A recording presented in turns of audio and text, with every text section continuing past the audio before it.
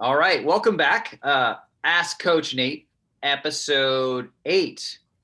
So we thought to close out 2020, Nate and I would run through our top 3 moments in both cycling and running. I know, Nate, I went and did a bunch of research, and I even found some YouTube clips and got some pretty interesting stuff. I know that you put together your top 3 as well, correct? Yeah. Excellent. Well, should we just get right into it? You want to start with cycling, and we'll go in reverse order? Yeah, sure. So my top 3, or like my third cycling highlight, wasn't an event, but it's cool to see younger riders taking over all the race wins.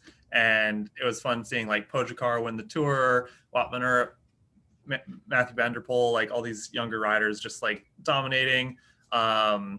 And I don't know, like at the podium of all the races are mostly people like under 25, under 27, and then even some like really young riders doing very well. So that's really fun. And then just as an exception to that, I always like it when older people are still at the top of the sport and doing well. And I feel like it just proves that you really aren't old until you're like, I don't know, you're like 75 and you're gonna die soon or something like that. Because like,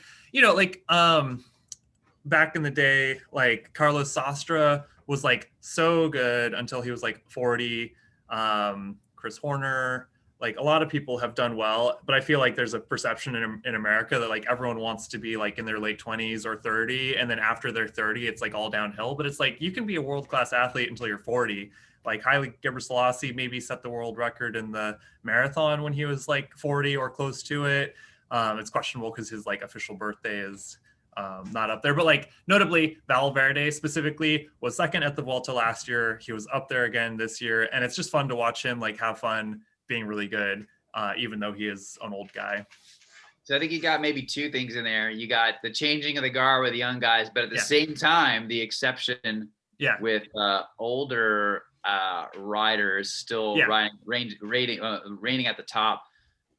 I think you're correct that like there was a bit of a changing of the guard, right? Like Froome didn't really have a great season. You had some of the past winners like Grant Thomas not do so well, maybe by injury or so perhaps it's luck. But then you've also had new riders emerge, not just Pogacar, but like Sepp Kuss, or that Mark Hirschi in the Tour. That guy came out of nowhere. Like I wasn't really aware of him. Totally. And he went on to win a bunch of stages, and it seems like there's some new riders who are making it really, really interesting.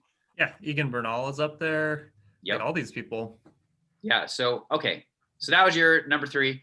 My third moment in cycling was very clear, and it was Alaphilippe's crash in the what was it? Tour of Flanders. Not only did he crash, but then you had this incredible sprint finish between Van Aert and Van der Poel. So it had like a triumvirate of excitement, right? You had Alaphilippe, who had this wild and exciting year. And then you had the 2 up-and-coming favorites, like you talked about, duking it out in the sprint. So Tour of Flanders and the Alaphilippe crash. My top 3 moment in cycling. Alaphilippe had quite a year. So my number 2 was Roglic winning the Vuelta after losing the Tour. Like he was just riding so well. He's done so well the last couple of years, but like that loss in the Tour in the time trial, just like at the very, very, very last moment, that was even like possible. It was an incredible loss. It was I don't know, kind of ridiculous. Because it was just like, I don't know, so tragic. But then he like rode a great Volta and was able to hold on to it, even with, a few late attacks, and like Carapaz put in the attack that he needed to do on the last climbing day, but just couldn't quite make up the time gap that he had on Roglic. So it was nice just seeing him rewarded for his like exceptional performances. I agree. It was nice to see him get the recognition I think he deserves as the rider that he is. So my number 2 is the yin to this yang, which is Pogačar winning the Tour. I didn't have it as number 1 because I think there's a moment that I found to be even more interesting and exciting for 2020. But Pogačar winning the Tour, I think, was maybe one of the greatest finishes in not just cycling but sports. Like it was incredible. It was unexpected. It was an amazing performance, and the shock of not just Roglic but Tom Dumoulin and Wout van Aert, like watching the video of Pogačar just crush that last stage is a sight to be seen. I included the clip, so we'll take a look at that. But you can just see their faces are just like, they're like all that work they had done trying to help Roglic win the Tour, and there it all goes on the last day. It's reminiscent of when Le Mans won the Tour in the time trial on the last day with like a few seconds, and he was just like waiting at the line, and like it was just in the last like 30 seconds of the yellow jersey finishing up their run that he saw that he had won it. I know it was incredible. All right. So number 1 cycling moment of the year.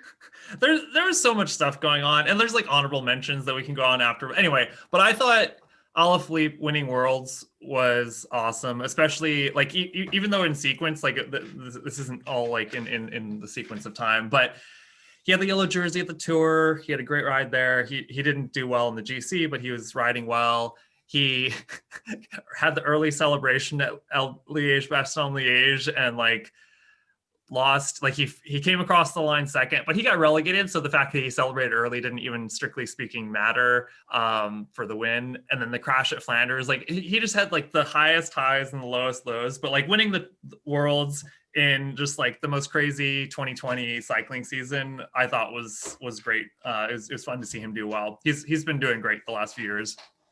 You're so nice, because I went with the number 1 moment. It has to be Alaphilippe crossing the line at Liège-Bastogne-Liège and not actually winning the race. Like as much as I thought the upset with Pogačar beating Roglic in the Tour was fascinating, I think Alaphilippe losing after he puts his hand up is even more emblematic of everything that 2020 was about, right? Like it was just such a difficult year with the pandemic, and racing was on and racing was off, and like everybody's just been taken for a very difficult time. And so I think Liège-Bastogne-Liège with Alaphilippe, who had like such a high and fascinating year, like it's the right way to symbolically have an emblematic event for the year. Everything's going great. Oh my God, no. Exactly. Yeah, that was cycling? Tragic. Yeah, so I thought notable mentions though. Do we want to do that at the end, or do we want to just do like cycling and then running? So like, I thought it was notable that even though COVID just wrecked this year for so many people in so many ways, including cycling, it was awesome that they had a pretty full cycling season, even though it was like very compacted and it was very dynamic and different. It was like kind of fun actually seeing the reinvented cycling season compacted into the last like 3 or 4 months of the year. I thought the fact that they had all these races was great. And then all the Everesting world records and world record attempts, I thought was really fun. I love stuff like that. It was just like gimmicky, but really cool. And there were some amazing performances. Like even Contador like came out of retirement to do an Everesting attempt, which is like something I never would have thought would ever happen, you know? Anyway, it's cool. No, I agree. I think like the Giro was exciting. Granted, crash out, but then Ineos went on to win. It was excellent. Really enjoyed that. And the professional cycling season was able to get back on track and present us with some great racing. And it was really exciting to have all of the races packed into the end of the year. Typically, as the cycling season goes through the Giro, the Tour, and then the Vuelta, I have this kind of like, it's just so long period of depression where there's no pro cycling. But this year, like so much cycling happened like at the same time that I was kind of nice to have a break. Like I felt like, wow, that was a lot to absorb. So I'm not looking forward to the UCI calendar being done in that way next year. Hopefully it'll be back to a typical race calendar. Yeah. So now what, you want to go to running? Yeah, let's do running. Okay. So do you want to start or me? You go first. Okay. So my number 3 highlight for 2020 was just innovation in tech with running shoes. Cause like for the last few years, the Nike Alpha Flies and like their carbon plated, like thicker soled shoes had just dominated, which is great. It's cool to see like new tech actually making a difference. Cause I feel like for years it's like, oh, they just make shoes a little bit lighter and they like maybe are, you know, a 100th% better, but now they're definitely like better. And it's not just Nike now, because at the World Championship half marathon, the Adidas Adios Pro were like up there. They were, I think, like 4 of the top 5 men's runners, I think. And like the world record was set in those shoes. So it's cool seeing that like multiple companies are having innovative shoes and it's not a monopoly by one company. And it's cool that there's just the opportunity to go faster with this new tech. It's like swimsuits back, 10, 12 years ago, just like breaking all the world records when they had those more buoyant, more aero suits. Yeah, we talked about this. I remember when they were inventing those shoes a couple of years ago, when they did the first attempt with Eliud Kipchoge in Italy on the Formula One track. Yeah. That there was a lot of debate, or not even debate, there was a lot of skepticism that the shoes would matter. There was definitely the general consensus, perhaps in the media, that how could shoe technology make that big of a difference in running. And I think with all of the world records that were broken this year, it turns out that the shoe technology can make a really big difference, I think, is what I learned from this year. And so, people were perhaps really skeptical. I think that it proves that the shoe technology works, and that you can gain some advantage through how the shoes return the energy, Rich, what no one had believed. And it's interesting because it's well understood in cycling, right? Aerodynamic gains, weight gains, technology gains. Like the technology is a big part of the sport. It makes it exciting. And in running, that hadn't been something that people had focused on, and no one believed that it could be done. And I think Nike proved perhaps once again, like why they are the world leader in running shoe technology. I think it's quite impressive that they were able to pull it off. Yeah, it's been really fun to see. It's always exciting when there's positive changes. Yeah. Okay. My number 3 moment was Mo Farah breaking the 1 hour record in Belgium. There's a lot of world records that were broken, but I liked this one because I think it's a difficult world record in comparison to other ones, in the sense that you don't know exactly how far you're going to go. Where the other ones, like in fact, it's the reverse, right? You know what the distance is, and you're trying to just improve your time. This one, you know what the time is, but you don't know what the distance is. So it's a different, or it takes a different approach than the other records. And I think like Mo Farah proved like he's still an incredible athlete and was able to pull off a world record in 2020. Yeah, it's good. And it's also extra hard because it's on the track and there's not a lot of change of scenery, and it's just like mind numbing doing, so many laps on the track.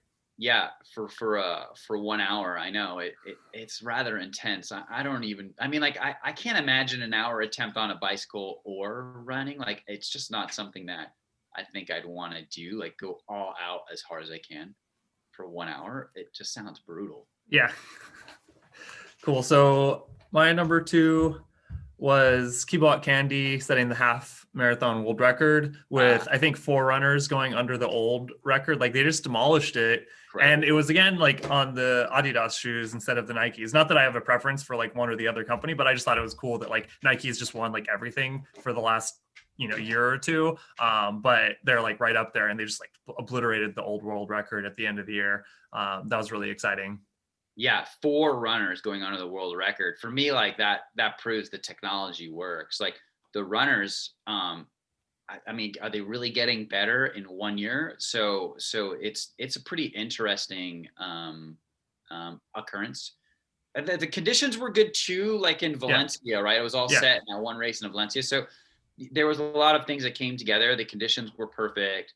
The athletes have all been training. I mean, maybe with the pandemic, they're all just like hungry to get out there and compete. Like there hasn't been the same level of racing that's happened in the past. But for me, like 4 people doing it proves that the technology is making a difference. If there's anything that I would identify as like what signals the technology works, it was that race.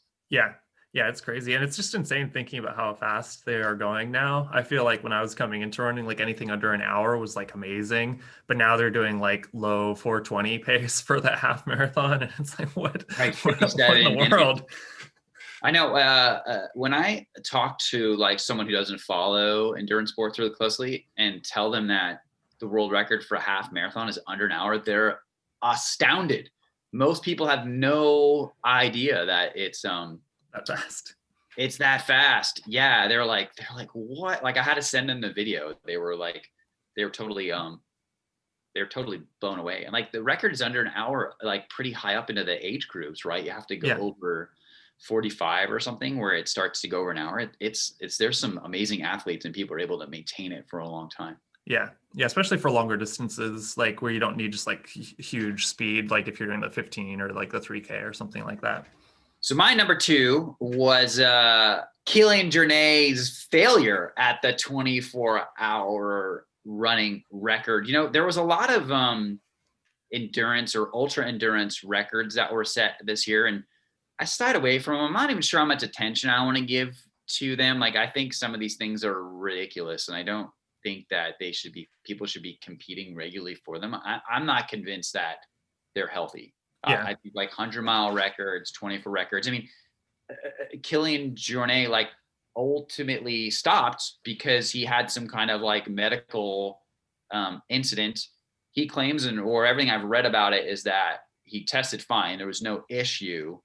I thought it was a really interesting attempt, but I think it shows that like, the extremeness of these records and some of these ultra endurance stuff, I'm not sure it's the best thing for athletes to participate in. This 24-hour record is a very interesting one. Like no one has broken it for many, many years. Some guy said it years ago, and Kilian Jornet was the one who I thought would be able to do it. He's done all these wild ultra endurance, outdoor, like multi-day marathon, multi-sport kind of adventures. And if he couldn't do it, I'm not sure what it means. That's why I look at this and I go, perhaps like maybe we should give it a rest with some of these.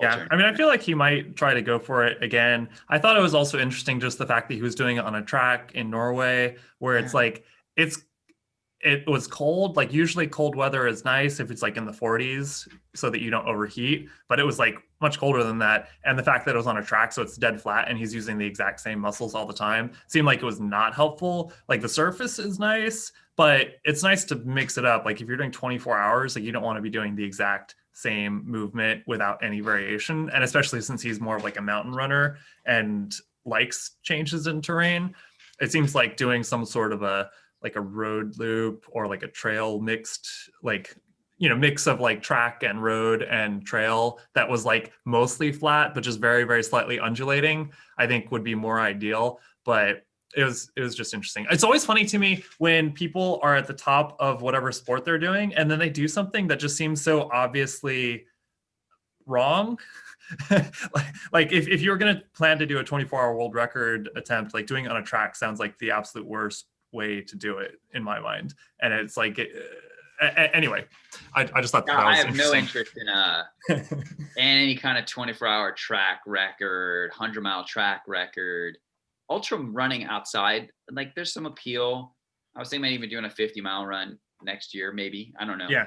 But doing on a track, like that just sounds like I don't even like running on a track when I need to do like a 10K or something. Like I even find that pretty boring. I like the track because I think it's good fitness training. Like you can really get a lot out of yourself and you can measure it. Yeah. But I don't find it enjoyable. All right, should we move on to our number one? Yeah, number one, I thought for me it was like really clear was Joshua Cheptegei setting 3 world records in 3 races, and he just it's like it was the most insane year for him because he went out in Monaco and set the 5K world record on the road, which technically is a event that has not long been an official world record in the like in athletics, but it is now, and it's like definitely a very competitive event. But he just like obliterated the world record there, and then he went to the track and he did the 5,000 and the 10,000 and set records in all of them, and those records were like old and like well established, like they were very hard bars to set. Like it's I don't know, it's just like out of this world how consistently good he was at those events. I went with the Kibiwott Kandie's half marathon, sub 58-minute marathon. You know, I just thought the time was astounding. And like for me, it looks like if people are going to keep breaking these records in the half, that the 2-hour marathon barrier, it's right there. Will probably be broken. That will stop being a barrier, at least for like elite runners. Given that they're able to like that like multiple people are now able to complete half marathons in such a fast time. It looks like the 2-hour marathon is quickly becoming a necessary barrier for any elite runner to break. Yeah. I feel like especially like the Nike like 2-hour project where they had this very constrained, like engineered approach to breaking 2 hours was obviously successful the second time around. But I feel like there's absolutely nothing that stops them from having like pace setting rabbits that are specifically going out for 2 hours at some of the faster courses like Berlin or something like that. And with multiple people that can go 58 in the half, and a bunch of people that can go like 202 something, 203 something in the full marathon.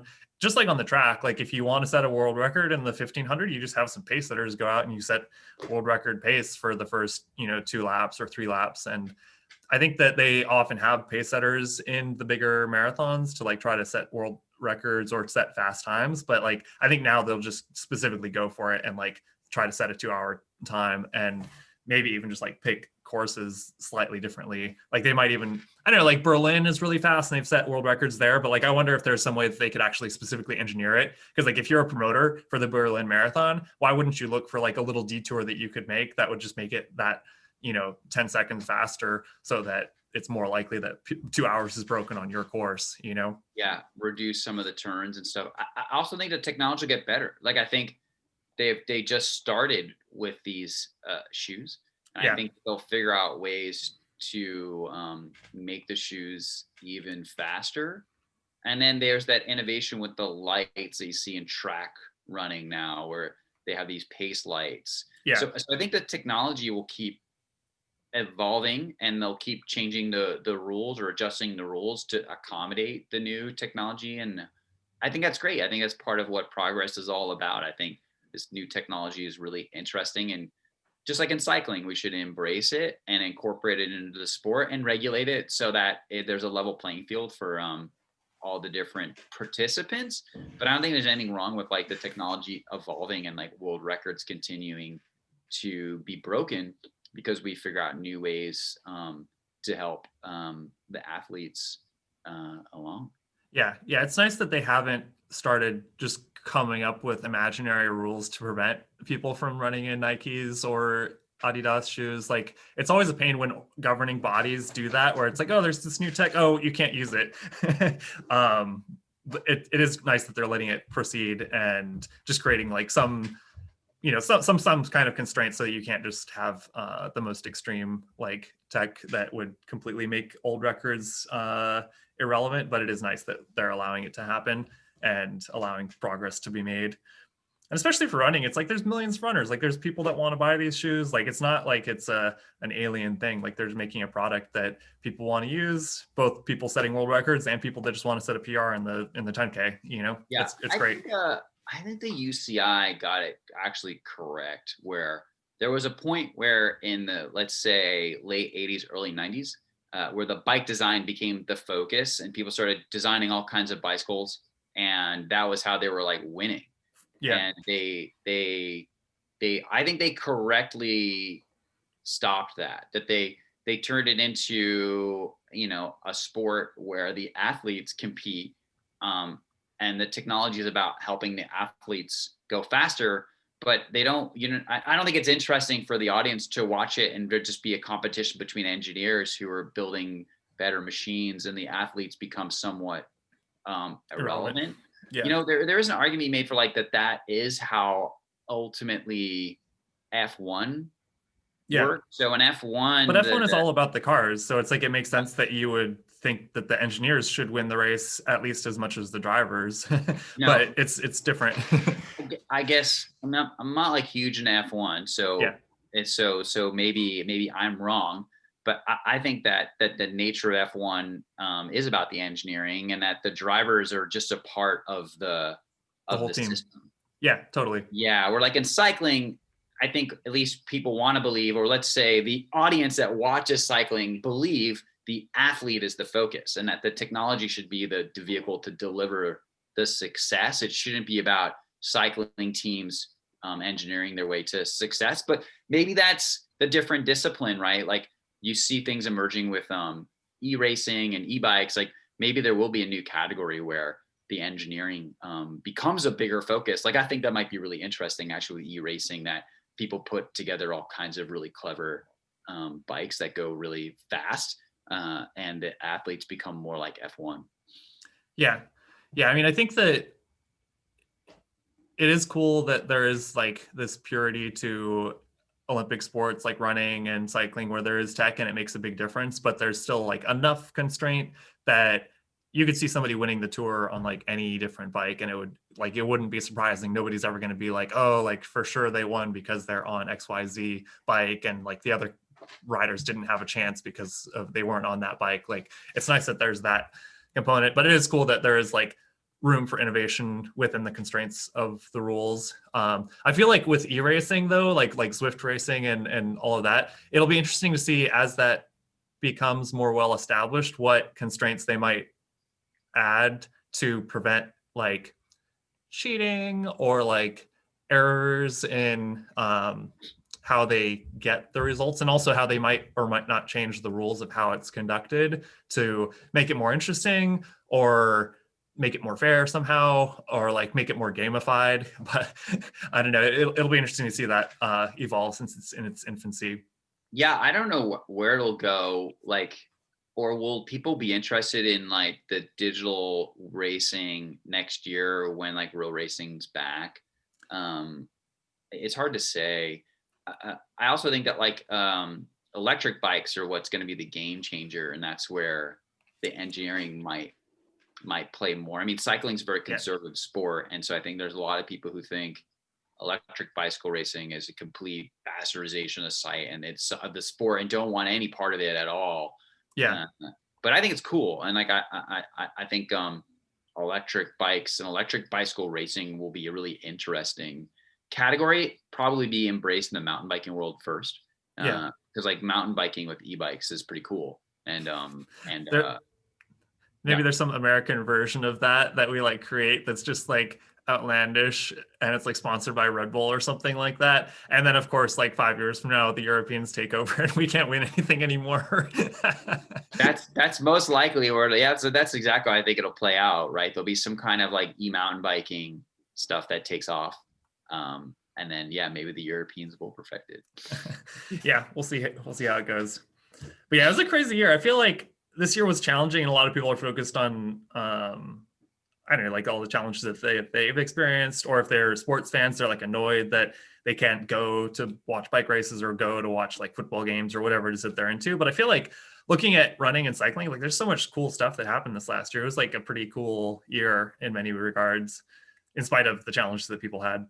I think that's exactly what was the outcome of 2021, was that in cycling and running, things progressed far, right? Like running, you had world records being broken, all kinds of really exciting races happening. And in cycling, you had huge upset with Pogačar. I guess it's an upset, winning the Tour. I don't think anyone was expecting that. Incredibly exciting Tour de France, and then incredibly exciting cycling season that packed all of the races into the end of the year. Like, it wasn't what I had expected at the beginning of the year, for sure, right? And when I heard about that crazy UCI count, all the races, I wasn't really sure what to make of it. I looked at that and I didn't know. It was hard to comprehend. And then I actually really enjoyed it. I think it was like an incredible year for cycling, and I'm really excited for 2021. Yeah, I'm looking forward to it. We'll see how it goes. Hopefully we can get COVID under control and have some sort of normal year. Yeah, it looks like all of the protocols at most of the races worked. I mean, pretty effective. The Giro, a lot of teams had to were sent home, right? But the Vuelta and the Tour worked really well. Yeah. So there's clearly the potential, and it's like creates optimism for people that might want to participate in events, especially like gravel events or like endurance events, where really like the reg table is the only place where there would be a risk of transmission for the most part. And then especially like 3, 4, 5 months from now, after the vaccine has been able to get distributed more broadly, we'll see how it goes. Yeah, I'm hoping that in the United States, amateur cycling events and running events will return at least by the second half of the year. Yeah, and clearly we've seen from cycling this year, you can do a lot in the condensed late season. Yeah, so it should be good. What do you want to say about 2020 as we close out the year? I mean, I feel like just like everything, like you can focus on things that are challenging and things that are not regarded as being like good or positive or whatever, but you can also like choose to focus on things that are more positive and empowering. And I feel like it's been a challenging year, but there's a lot of cool stuff that has happened. I feel like that's been the case also like with my riding, for example. Like, I don't know, I had a lot of fun doing certain stuff during the first lockdown, like training and doing some new fast times. And it's like, I don't know, we just have to be resilient and just deal with things as they happen and do our best to have a good time. And have like good interactions with people too. Like, I don't know, like these videos, and I don't know, it's good to not be too pessimistic all the time. I feel like that would be an easy thing this year. I agree. I think like you look on the bright side, was the right way to get through 2020. If you looked on the dark side, it was not a pleasant year. Yeah. And a lot of great things came out of it, right? Yeah, I enjoyed making these videos. We stumbled into this together, me and you, and it's been excellent. And I look forward to doing more videos in 2021. And so if you like our content, please like the video, subscribe to the channel. You can always contact us if you have ideas for videos. If you think we got it totally wrong with what our top 3 highlights of 2020 were, like, let us know. And we'll see you back here next week, and we will be in 2021 for our next podcast or our next video. So we'll be sure to talk about our ideas for how you can improve your training and focus on your fitness, and hopefully have a much more exciting year training and racing outdoors. Yeah, should be good. Thanks. Bye. Take care.